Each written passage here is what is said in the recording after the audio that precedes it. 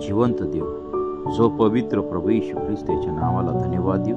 करिंथकरास पहिले पत्र याचा 14वा अध्याय आणि 34व्या वचनापासून मी आपल्यासाठी वाचतो. पवित्र जनांच्या सर्व मंडळात जशी रीत आहे तसे स्त्रियांनी मंडळात गप्प राहावे, कारण त्यांना बोलण्याची परवानगी नाही. नियमशास्त्रात सांगितल्याप्रमाणे त्यांनी आपल्या मर्यादेत राहावे.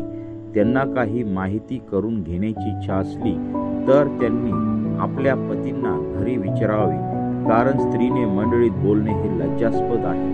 देवाच्या वचनाचा उगम तुमच्यापासून झाला काय, अथवा ते केवळ तुमच्याकडे आले काय?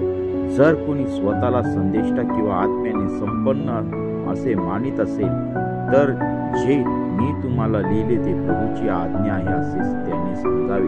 कोणी तसे समजत नसल्यास न समजो.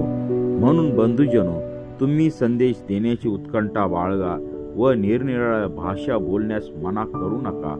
सर्व काही शिस्तवार व व्यवस्थितपणे होऊ द्या. वाचलेले वचन देव बाबा आशीर्वादित करो. आमेन.